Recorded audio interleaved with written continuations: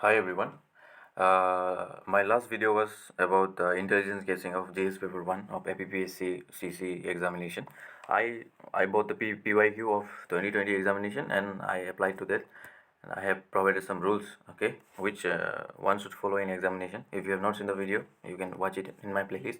I tried by using intelligence guessing, but it was seen that maximum intelligence guessing was used in only in English subject, okay, but for maths there is not such anything, and for reasoning, yeah, you can solve it by direct question. They are very simple questions, okay. For reasoning question it is not so tough. So here, to qualify this essay paper, okay, one should be clearly thorough with reasoning and English, okay. You need nothing else, okay. You need nothing else, only you need two things. The first is reasoning and the second is English. Comprehension, they are giving such a easiest comprehension, okay. They provide out 20 questions of comprehension, लेकिन इसमें से अगर आप 15 भी कर लोगे ना, 15 का एक्यूरेसी मेंटेन करने का कोशिश करना, ठीक है, ताकि इसमें सिलेक्शन इजीली हो जाए कॉम्प्रहेंशन को यूज़ करके।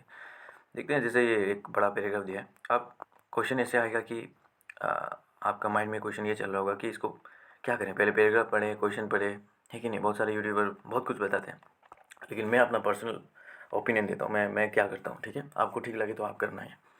मैं इस पैराग्राफ को टोटली नहीं पढ़ता हूँ पहले, ठीक है। मैं डायरेक्ट गया कि क्वेश्चन नंबर 1 पे, फिर क्वेश्चन पढ़ूंगा और ABCD चारों ऑप्शन पढ़ूंगा, ठीक है, और जो एकदम बकवास लगे वो वहीं काट दूंगा मैं। फिर उसके बाद मैं पैराग्राफ पढ़ूंगा, तो जहाँ मुझे मिलेगा ये टिक करूँगा। वैसे ही क्वेश्चन नंबर 2 पे जाऊँगा, फिर ये पढ़ूंगा, then I will go back to this paragraph. I will read from there. I will take the point and I will come back to the question number 2 and pick the right answer. Okay. I will give you one example. Okay. 1.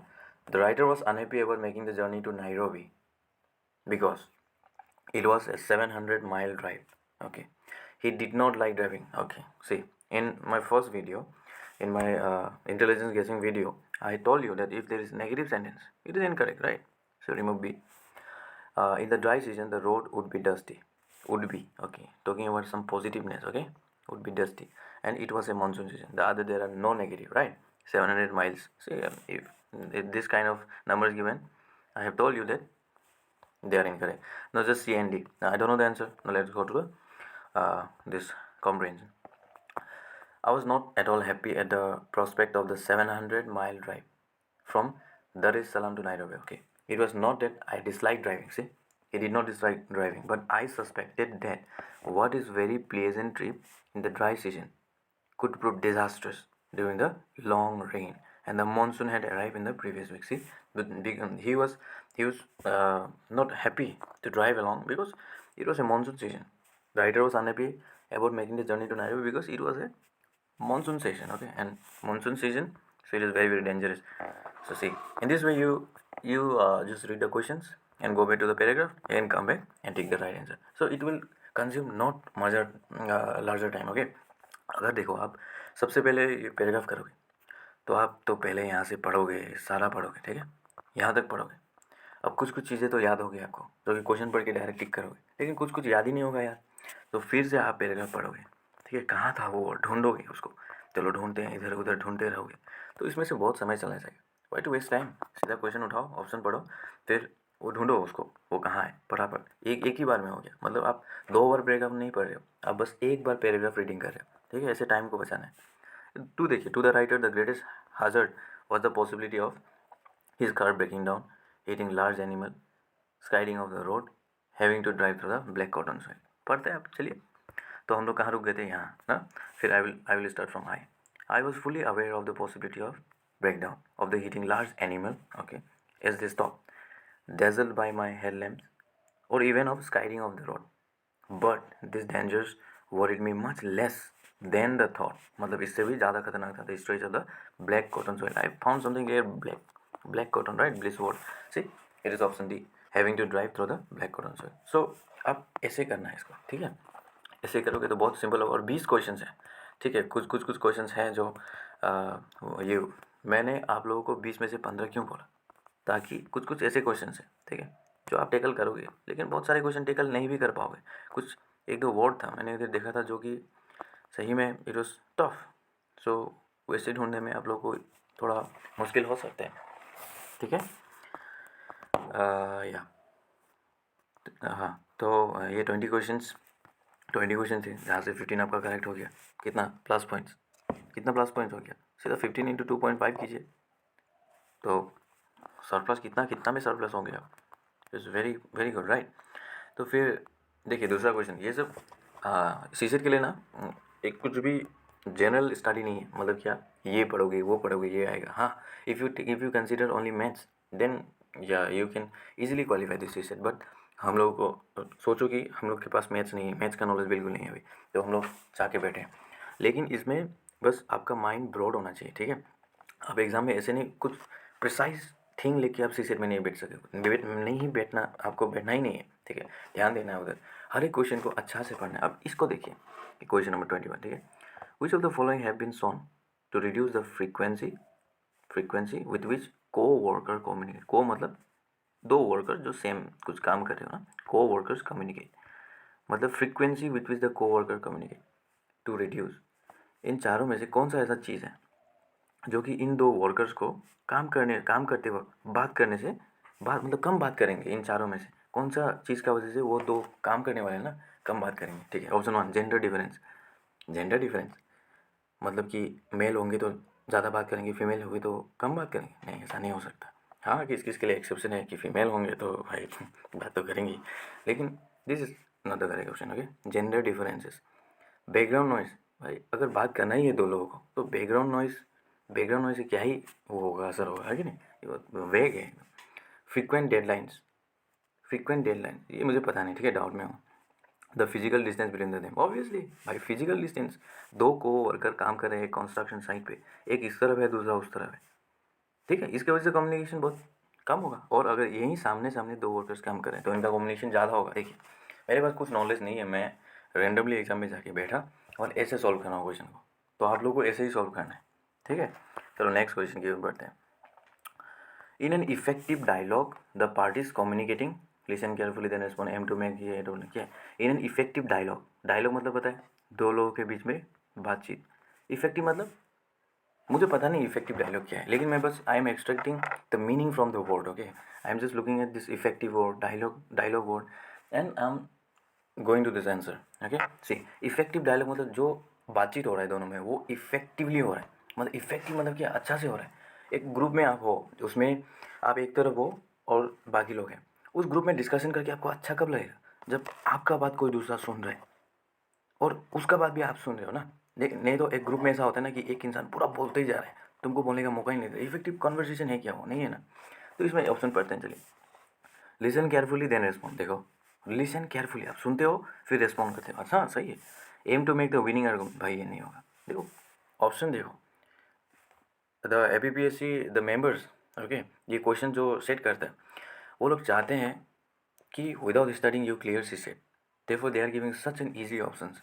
M to make the winning argument, हाँ winning argument भाई वो तो झगड़ा करना जैसा हो गया ना, डिबेट हो गया, पॉलिटिकल पार्टी का डिबेट जैसा हो गया। फिर दूसरा एडोप्टेड डिबेटेबल मोड, भाई ये भी नहीं होगा, कैसे इफेक्टिव होगा।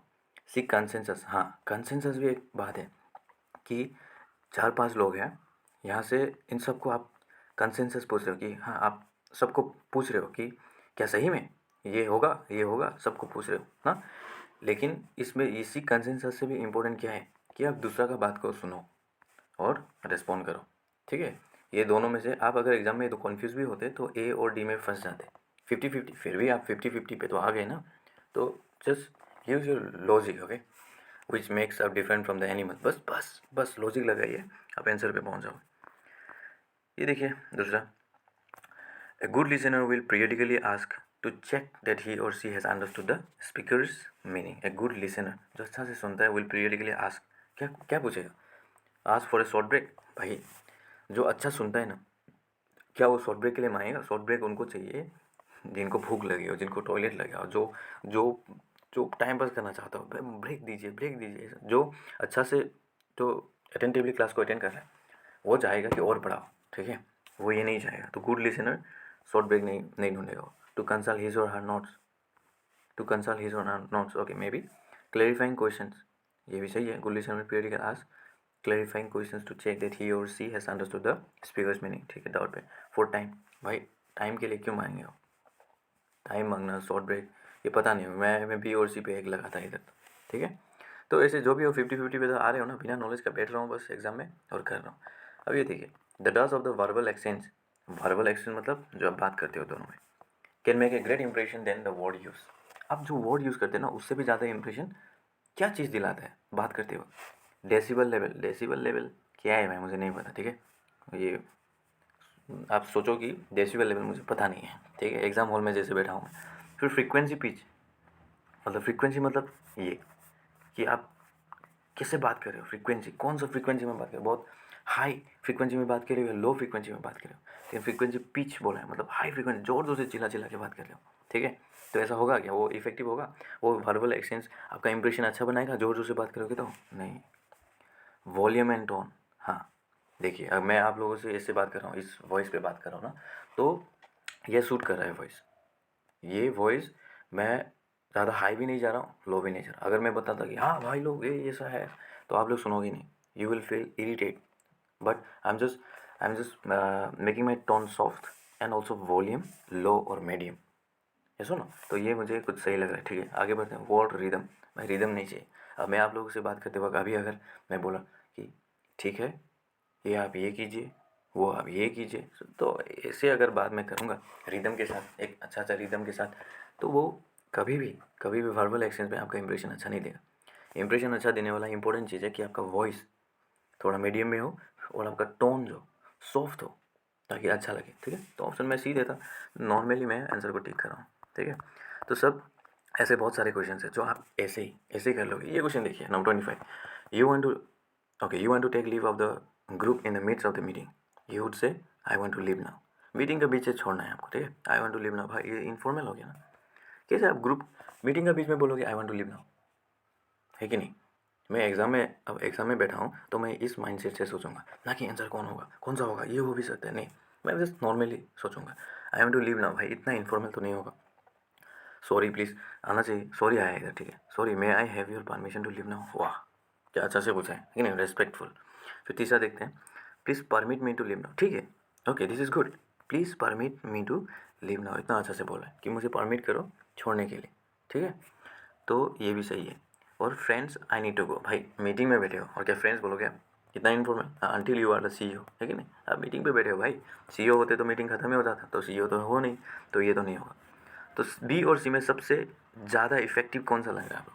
Please permit me to leave now, या पहले सॉरी कि मीटिंग को डिस्टर्ब कर रहे हो आप, मीटिंग चल रहा है, sorry may I have your permission to leave now, ठीक है। ये तो मैं भी लगा था, देखो कुछ नॉलेज नहीं लगाया मैंने, बस एक जनरल थिंकिंग लगाया और इसको सॉल्व किया। ये क्या है? In order to understand verbal and non verbal communication which of the following things should we do. मतलब दूसरा का भाषा जो बोलने और लिखने का भाषा समझने के लिए या बात करने के लिए क्या हम लोगों को करना पड़ेगा? क्या करना पड़ेगा दूसरा का भाषा? आप सोचो कि मुझे आदि का भाषा सीखना है, ठीक है। मैं आपदा नहीं सीखना है कुछ भी, तो उसमें क्या करूँगा मैं? उन लोगों का कल्चर को देखूँगा, है कि नहीं। उनका अपना का मेरा कल्चर के साथ उसका कल्चर कैसे अलग है उसको देखूँगा, तो एक्सेप्ट कल्चरल डिफरेंस सही है। Starting your own culture, studying your own culture, learn about the other culture, ठीक है। तो कल्चरल डिफरेंस जो इसका उसका है, कि कल्चरल डिफरेंस जो है वो देखूंगा, ओके ठीक है। Studying your own culture in order to understand the verbal and non verbal communication which of the following things should we do. हम लोग को वर्बल और नॉन वर्बल कम्युनिकेशन सीखने के लिए क्या करना पड़ेगा? खुद का कल्चर को पढ़ो, एक्सेप्ट कल्चरल डिफरेंसेस, जो कल्चर डिफरेंस है आपका कल्चर से दूसरा कल्चर में, learn about the other culture, दूसरा कल्चर के बारे में सीखो। सही बात है, मैं तो ऑप्शन डी लगा था, ठीक है। तो देखिए ये सब ऐसे ही कर सकते हैं। ये देखिए another name for interpersonal communication, ऐसे क्वेश्चन जब आता है ना, तो आपको डरना नहीं है भाई इंटरपर्सनल कम्युनिकेशन क्या है। Just think normal and break down the word interpersonal. Personal मतलब पर्सनल, ये मेरा पर्सनल GF है दिस दैट, ओके। तो personal inter, what is inter? Inter state means from one state to other, तो interpersonal means from you to other, but only there are 2 person, okay. तो interpersonal communication कब होता है? दो लोगों के बीच में कम्युनिकेशन कब होता है? उसका दूसरा नाम क्या है? देखते हैं। मास कम्युनिकेशन, भाई हम लोगों को पता है मास कम्युनिकेशन में मीडिया आते हैं, जो कि बहुत सारे उधर व्यूअर्स होते हैं, लिसनर्स होते हैं, तो ये तो होगा ही नहीं, खत्म। Face to face public communication, face to face सही था, ठीक है। लेकिन पब्लिक कम्युनिकेशन, भाई पब्लिक में तो वही ग्रुप में होगा, आप स्पीच दे रहे हो कहीं में उठ के, फिर डायडिक कम्युनिकेशन, भाई पता नहीं मुझे क्या है डायडिक, पता नहीं, कभी सुना ही नहीं। तो चौथा क्या है, वर्चुअल रियलिटी। वर्चुअल रियलिटी देखो, वीआर के बारे में हम लोगों ने जीएस में पढ़ा है। वर्चुअल रियलिटी में क्या होता है कि आप लगाते हो वो उसको, वो जो चीज़ है जिससे आप वर्चुअल रियलिटी की दुनिया में जा सकते हो, मतलब गेमिंग के लिए, कुछ भी चीज़ के लिए। तो उसमें इंटरपर्सनल कम्युनिकेशन होगा भाई, ये तो वर्चुअल रियलिटी का चीज़ है ना, कैसे इसमें होगा। तो कितना रह गया, A B C D, D तो चला गया, ए बी डी चला गया, रह गया सी, मुझे पता नहीं है क्या है, लेकिन अगर तीनों नहीं होगा तो ऑप्शन तो यही होगा ना, तो ऑप्शन सी इसका करेगा आंसर।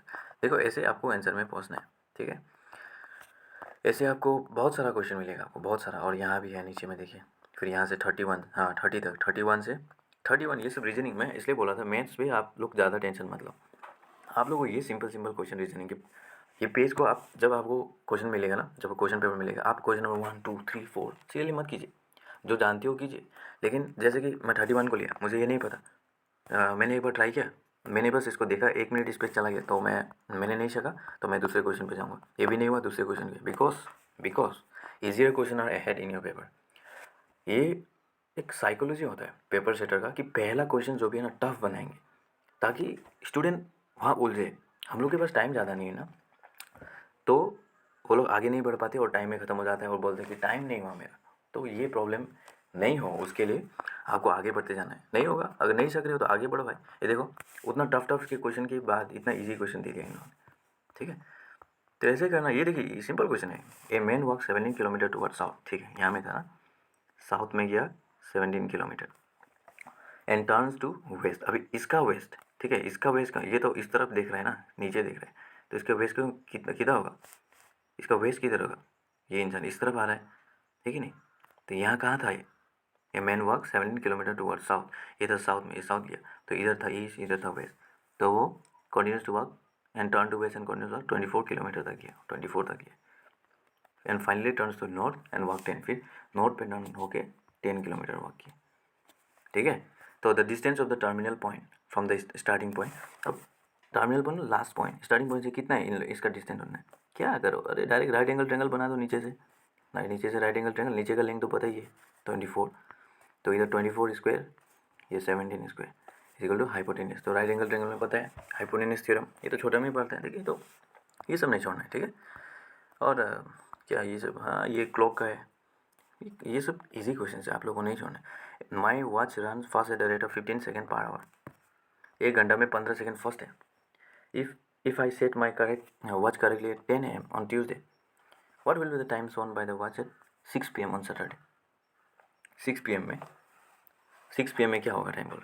तो देखो, ये 1 घंटे का दिया है ना, तो हम लोग को पूरा पूरा कितना, ट्यूसडे से सैटरडे तक जाना है, मतलब पूरा दिन का जाना है। तो दिन का निकालते हैं पर आवर, 1 घंटा में, अगर 1 घंटा में 15 सेकेंड, तो आप लोग निकालो 24 आवर में, 24 घंटा में कितना सेकेंड होगा, 15 इंटू 24 इतना सेकेंड होगा, ठीक है ना। 24 और में इतना सेकेंड फर्स्ट होगा, तो एक दिन में इतना। तो हम लोग को ट्यूसडे से सैटरडे तक जाना है, Tuesday Wednesday Thursday, Tuesday to Wednesday, Thursday to Friday, Friday to Saturday, लेकिन बीच में छूट गया एक दिन, तो 4 दिन। तो फिर ये जितना मिलेगा इसको 4 से मल्टीप्लाई कीजिए, तो उसके बाद जो आंसर आएगा ना वो आपको ऐड करना है। देखिए, तो ये सब क्वेश्चन ऐसे ही लॉजिकली भी सॉल्व किया जा सकता है विदाउट एनी फॉर्मूला यूज़ करने का जरूरत नहीं, ठीक है। ये क्या है, how many prime numbers less than 1000 are divisible by 7। Prime number मतलब क्या है भाई, क्या है प्राइम नंबर मतलब? प्राइम नंबर तो वो है जैसे कि 2, जिसका फैक्टर 1 है और द नंबर इटसेल्फ मतलब 2 है, ठीक है, द नंबर इटसेल्फ, तो ये है प्राइम नंबर। जैसे 5, ठीक है, 1 है और 5 है, देखिए 7 1 है और 7 है, तो 1000 में कितना प्राइम नंबर होगा लेस देन 1000 जो डिविजिबल हो 7 से। अगर डिविजिबल हो गया भाई, सोचे कि 49 था, 49 तो 7 से डिविजिबल हो गया, मतलब 7 इंटू 7 इंटू 1, भाई इधर तो 7 फैक्टर, 7 स्क्वायर 2 फैक्टर हो गया, एक ही फैक्टर होना चाहिए था, तो ये तो होगा ही नहीं। तो जो नंबर डिविजिबल होगा वो प्राइम नंबर होगा ही नहीं, तो बस एक ही तो नंबर है ना भाई, 7 ही तो ऐसा नंबर है जो 1000 से कम है, जो कि 7 से डिविजिबल होके वो प्राइम नंबर है। 7 से डिविजिबल होने वाला बहुत नंबर है, लेकिन प्राइम नंबर तो एक ही है, तो आंसर क्या होगा एक। देखो ये सब मुंह में आने वाला आंसर, ठीक है। ये देखिए, मैं इसलिए आगे बढ़ो आप लोगों को बोलता हूँ, इतना टफ क्वेश्चन के बाद इतना इजी क्वेश्चन दिया। ADEFG, ए और डी का बीच में कितना डिस्टेंस है 3, ABCD ना, कॉमा, डी और ई का बीच में DE 1, EF 1, comma, FJI FGHI फिर 3, आई जे फिर 1 अरे के फिर 1। अच्छा ये देखो पैटर्न क्या है, 3 1 1 3 1 1। तो यहाँ से प्लस करोगे आप 3 1 3 1 1 फिर 3 1 1 3 1 1, ठीक है। ओ गया MNO P, ठीक है। P के बाद क्या होगा P NOP है ना, EF ABCD EF FGH है। अब +3 कीजिए यहाँ से, तो P के पास +3 करो P MNOP QRS। S कहाँ है भाई, ये रहा S, खत्म S फिर T, तो आंसर है C, ठीक है। तो इतना ही वीडियो बनाता हूँ इसमें। अगर आप लोग चाहते हो कि और वीडियो बनाएं इसके लिए और नीचे, तो ठीक है मैं बनाऊँगा, आप लोग कमेंट कीजिए। लेकिन सीसेट के लिए ना आप इतना टेंशन मत लीजिए, बस एक काम कीजिए, PYQ को उठाइए, प्रीवियस ईयर क्वेश्चन को उठाइए, एक PDF उसके लिए उसका प्रिंट करके लाइए, सामने रखिए, और you try to solve it with logic, just with logic, without any knowledge, okay, without any this textual knowledge और whatever you have by the formula maths and वगैरह वगैरह। तो ओके, तो ऐसे निकल जाएगा। And all the best for the exam, ठीक है।